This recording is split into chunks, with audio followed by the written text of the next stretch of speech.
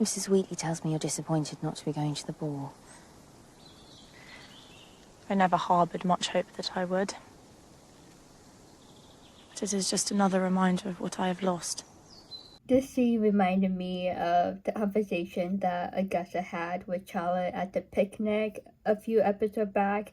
The moment when Mr. Heybourne found out that Charlotte was asking questions about his late wife and what happened in the past, and about Augusta's mom. So this is like the continuation of that conversation. How do you mean? When I was a child, I used to watch my mother get dressed to go out in the evenings. A feather in her hair, her pearl drop earrings, her white gloves. But you can see the true emotion that Augusta is feeling.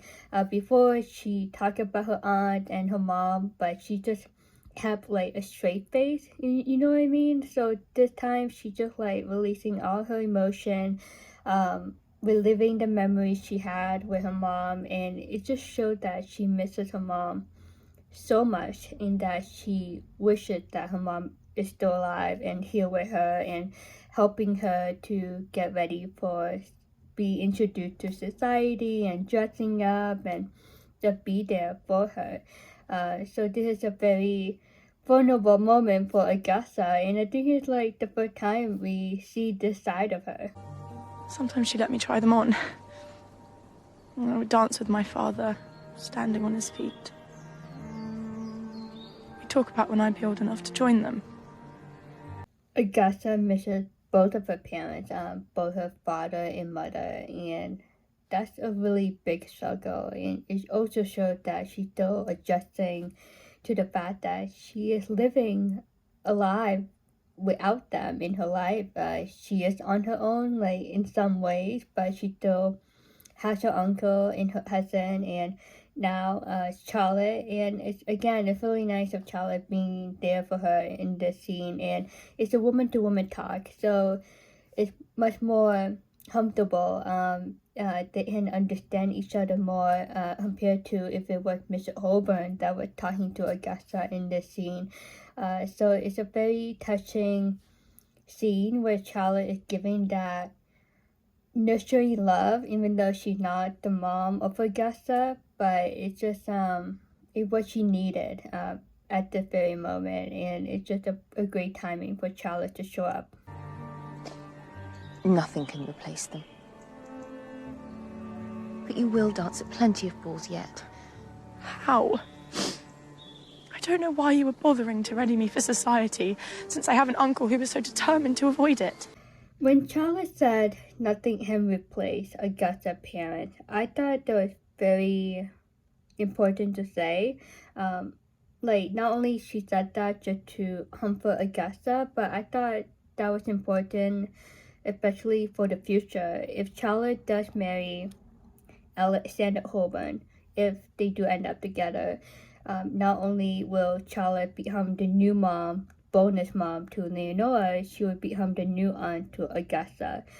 Alexander is the uncle to Augusta, but at the same time being an uncle, he's technically like another father for Augusta, because Augusta lost both of her parents. So if Charlotte does marry Alexander, not only will she become the new mom to Leonora, but she will also become the new aunt to Augusta, and technically, become that new motherly figure, role model for Augusta. So with Charlotte saying that to Augusta, like nothing can replace your parents, she respecting Augusta's parents. Like she respects that Augusta had wonderful parents and they loved her, and she knows that her parents would have wanted the best for the daughter and to cheer her on and live her life to the fullest. So I thought that was very important to say at the time, but I think that will play a role in the future as well. Knowing that Charlotte acknowledges that she cannot be Augusta's mom, like there's no one else except for Augusta's mom that is the mom of Augusta, if that makes sense. He took you to the garden party? The only thing that the garden party proved is that my uncle is incapable of change.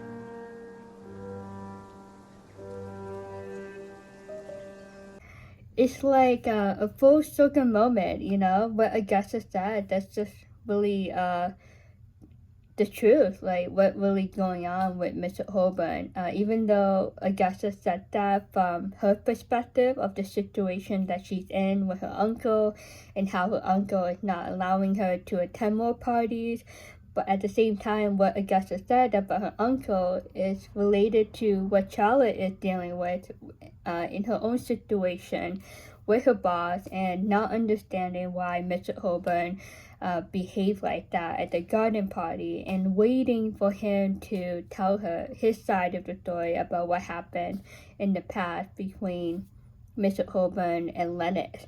So these two women, these girls, like have their own separate situation with the same guy, Mr. Heybourne, and Mr. Heybourne does need to fix up the situation with Charlotte and Augusta, and hopefully he does by the end of the season. He sends you here to argue for his good name. I came without his knowledge. And let us speak no more of Captain Carter. Carter is now out of the picture, and I think that's one of the reasons why Fraser decided on his own to talk to Allison himself. Also, he wanted to make sure she's okay, and I think part of him, he wants her to stay in Sanditon. Good for Allison for deciding to not talk about Carter anymore. She's already stressed and very upset about it, and she doesn't want to think about it. So this is kind of like a clean slate for both of them, and hopefully it will lead them to something really nice between them. He cannot be the only reason for you to be here. What about your sister, Miss Lamb? There might even be others willing to call themselves your friend. I did think so. Allison still feels betrayed by both men, so that's why she said that to Fraser. She had two great guys. One was her boyfriend, and the other one was a great guy friend. During the breakup, she lost both men, technically. They disappointed her, they betrayed her, hurt her in their own separate ways.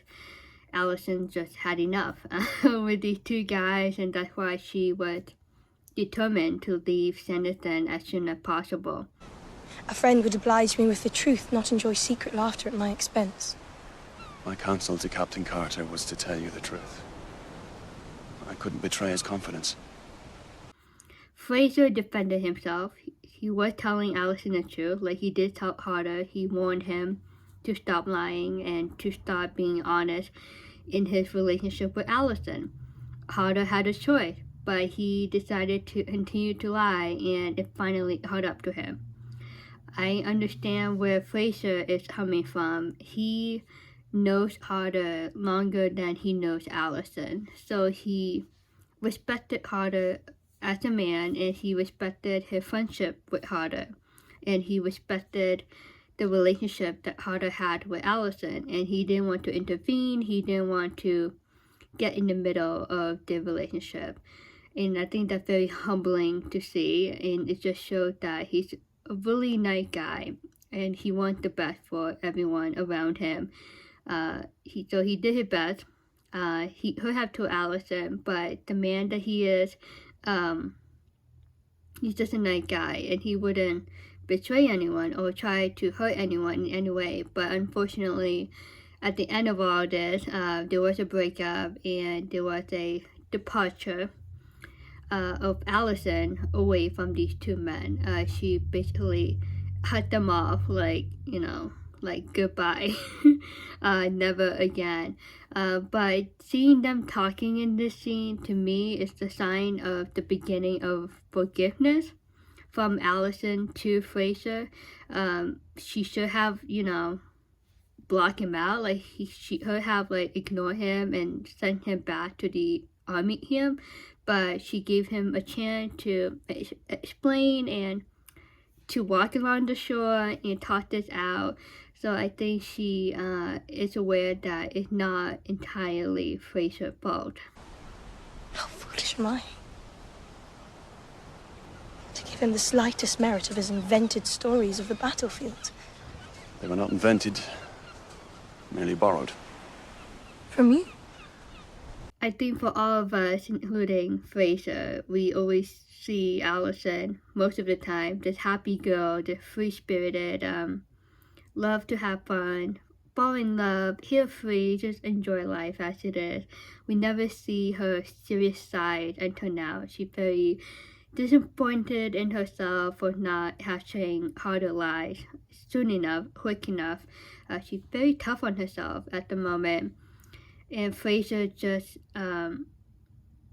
being there, allowing her to just rant on and be upset and just release all her frustration openly, until he told her that what Harder told Allison about the battlefield story, that Harder twisted some things around. So it wasn't entirely 100% lie. What does it matter now? The damage is done. Anyway, Miss Hayward, I hope you will forgive me for my part in the deceit. So her brain is like starting to wake up. She's like, wait, so you were the hero of that battle. You were the one that saved those men. So I think that perked up her interest. I think she was intrigued to hear that. I think that fascinated her. It made her admire him even more. On the other hand, Fraser, like, it's too late, like, it's already done, damage is, it's done, like, you know, there's no going back. Allison doesn't want to be with Harder, and Fraser believes to himself that Allison most likely doesn't want to be with Fraser either, like, she's done with both guys. But I do love how humble he is to ask for her forgiveness for the things that he did in this love triangle situation. He still betrayed her, and he acknowledged that and asked her for forgiveness. And I think that is a true man. He is a real man. Like, you know, you gotta man up and acknowledge your mistake. And I thought that was a very beautiful and humbling thing to see coming from a man asking for forgiveness from a lady. It just shows his true character and that he is way better than Harder. It'd be rather churlish of me not to, since you did save me from drowning. And as you say, my departure is not on your account. Definitely, that was a forgiveness coming from Allison to Fraser. So do not reproach yourself.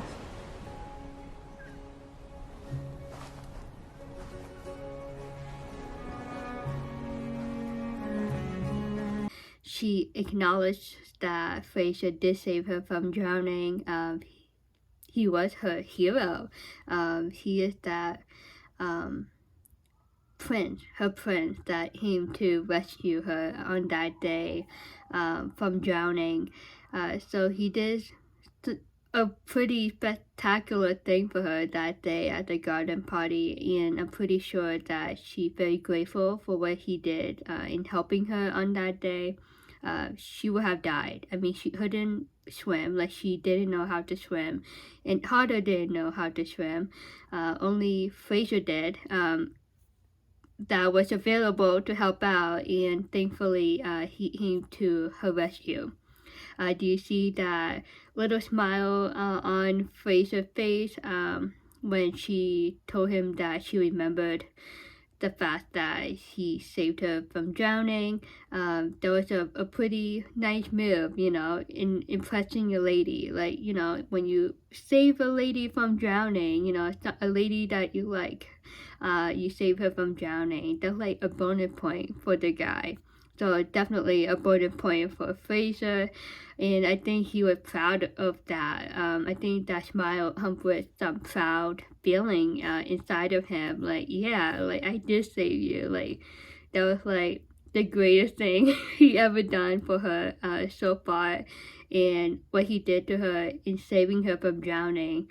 Not only was he a good friend in that moment, but he really cared for her, and he risks his life to save her, and I think that's a very heroic and beautiful thing to witness, and I think that's true love too at the same time. Miss Hayward. Alrighty, the proper knock on the door, on the open door, she walking into his office. On reflection, the garden party, how I spoke to you, I cannot regret the intention of my words, but I regret the way I expressed them. Is that an apology? And they continued the conversation about what happened at the garden party. The way that he said the words, it was brutal honesty. He's like, I'm not gonna say sorry for what I said, but it sounds like he is apologizing for the way he said it, or how he, like he said, how he expressed those words, and along with his facial expression and his gestures and action that he showed to her on that day at the end of that archery competition. So it sounds like an apology is coming from Mr. Heybourne. I believe so, yes. Then I accept it. Even if I still do not understand.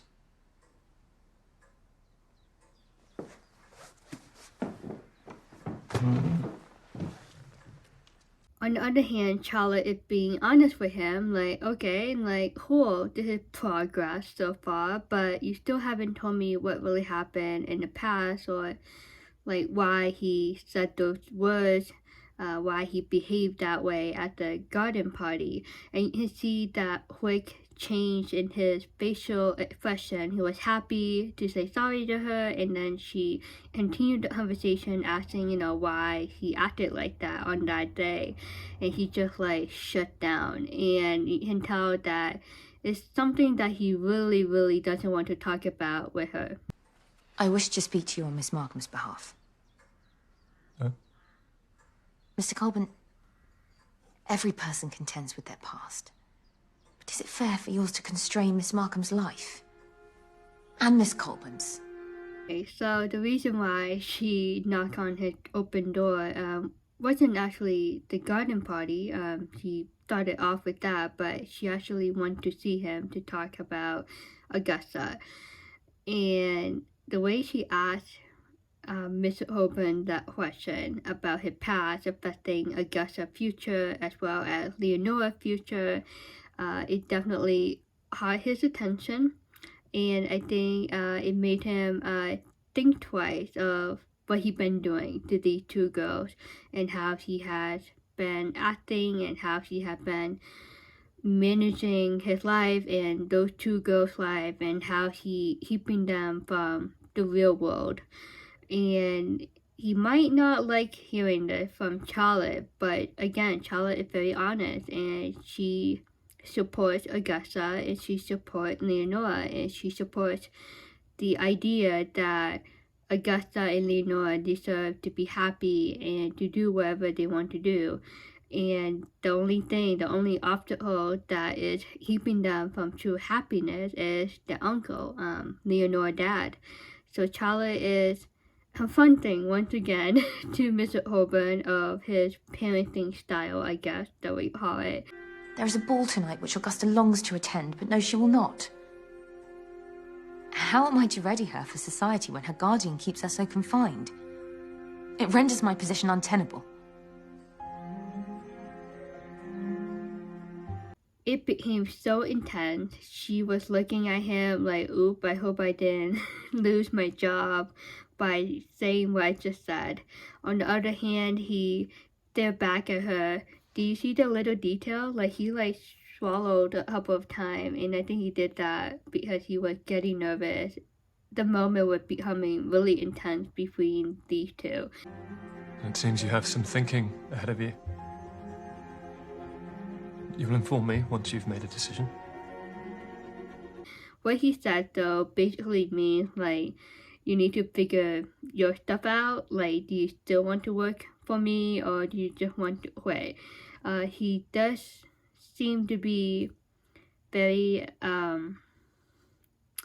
stubborn at times, so when Charlotte confronts him on something, like, you know, we can agree with her, but he doesn't always agree with her, even though he knows that she is right. And she is right in this scene, in this discussion, and the way that he ended the conversation, it means that he doesn't really agree with her, and basically like, well, this is a job, like, this is your job.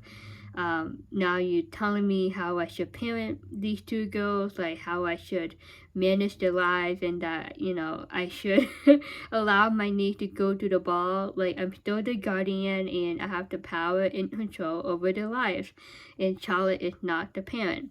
So that's how he felt. I think he felt the attacks from her. But in all honesty, she's just trying to help their family out and be honest and confront him. Basically, like, if you keep doing this to your niece and your daughter, eventually you're gonna lose them for the rest of your life.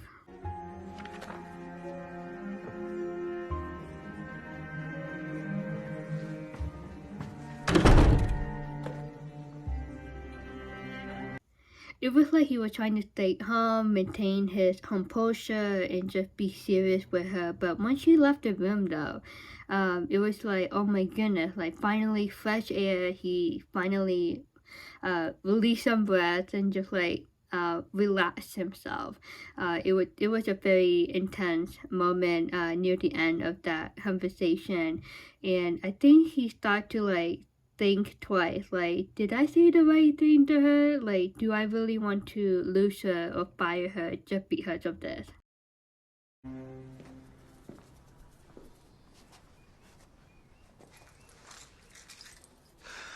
Oh, gracious. I fear we must be leaving, Miss Lamb, or I shall be late. The intimate portrait painting session continues between Larkai and Miss Lamb. If you remember this episode, she couldn't get Miss Henkin to accompany her. She actually didn't want Miss Henkin to watch over her at this session. She'd rather have Arthur tag along, so she asked Arthur to accompany her to this painting session, and of course, the great friend that Arthur is, he tagged along with her. He does have a meeting soon, so he warned her, like, if I come with you, I can only be with you for like an hour or so. So it was time for that meeting, and that's why Arthur was like, you know, we have to get going. And of course, Georgiana doesn't want to leave just yet. Could you not just leave us to it, Arthur, and return after your meeting? Oh, Mary would not approve of my leaving you unchaperoned, or Miss Hankins for that matter. There is a certain alchemy that occurs. Yeah, of course. Mary wouldn't like that idea. Miss Henkin wouldn't like that idea. Arthur knows that he would get in trouble if he allowed Georgiana to be left alone with Lockhart. When a painter and a sitter are alone. As someone with such a feeling for art, surely you can understand that.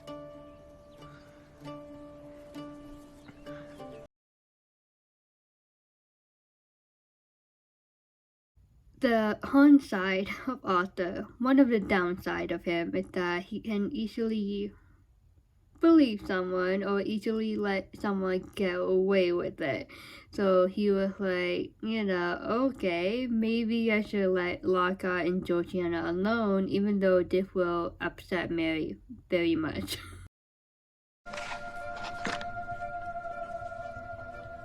I am the winner, am I not? No, Esther. We're on the same team. This is not good for Esther. It's not healthy. I mean, she can literally get really sick and die from this continuous poison that Edward had been pouring into her drinks. Excuse me. I'm very tired all of a sudden.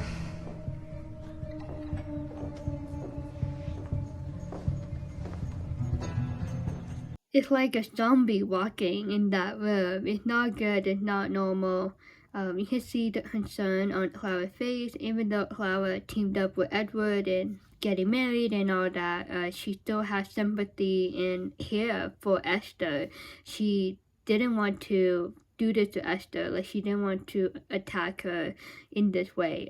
She wanted, you know, like a lesser pain attack toward Esther. But she knows that she can't really do anything. This Edward game plan, he's in control, and he will do whatever it takes for him to get the money, to get his name on that will, so that when Lady Diana passes away, everything goes to him and to his son, and eventually to Clara if they're still together or whatnot. You changed your hair. You asked me how I wished to be seen. This is the hair my mother gave me. He getting to know her more, asked her about her parents, and she talked about her mom and then her dad. What did your father give you? Education.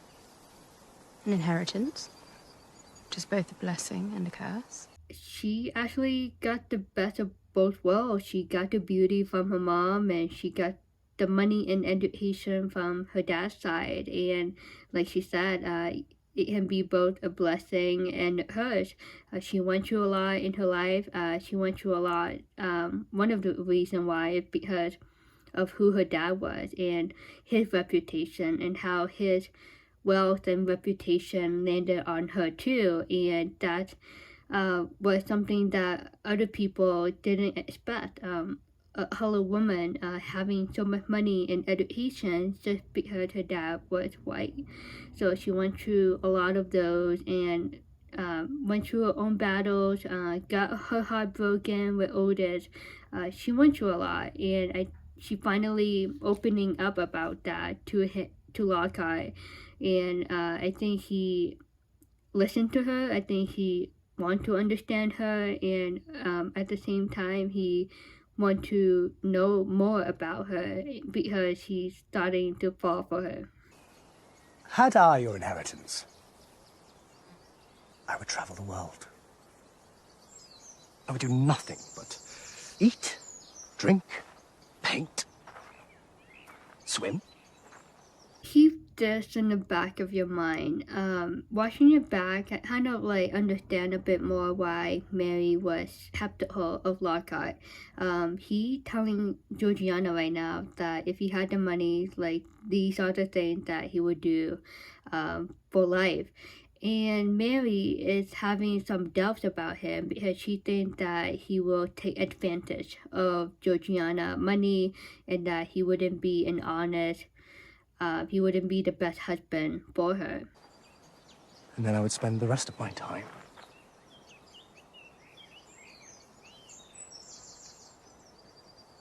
in bed.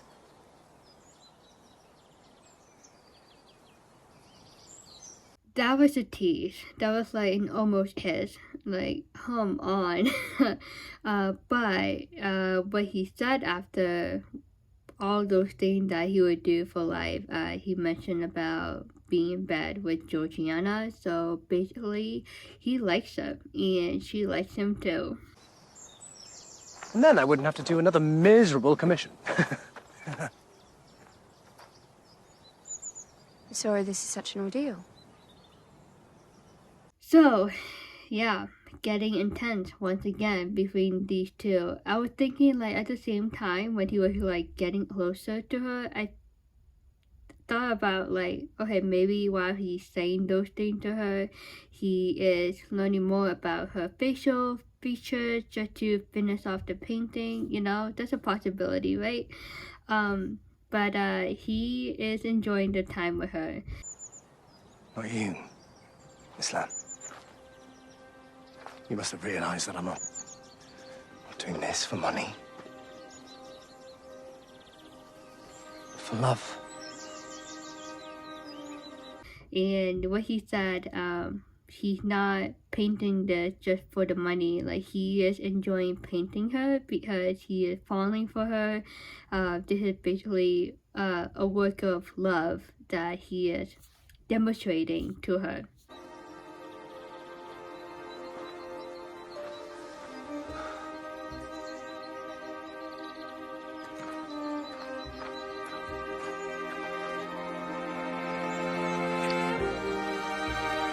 Ding, ding, ding. And you can see how he bended down in front of the painting, and he really working hard at it and wanted to capture her beautifully and truthfully. He working hard at it out of love. He doing it for her, not for the money. His passion for her. And this is just a lovely gesture from him to her. It's his love language, basically, toward her. The first time, the almost kiss before Miss Hankins and Mary found them, he was like leaning into her, like he was like initiating the kiss. But this time around, he almost did it again, but I think he didn't want to like pressure her. Like he allowed her to make the decision if she wanted to kiss him or not. And after he said those things, like he doing this for love, for her, that ignited something inside of her, and she felt the passion to run up to him and kiss him.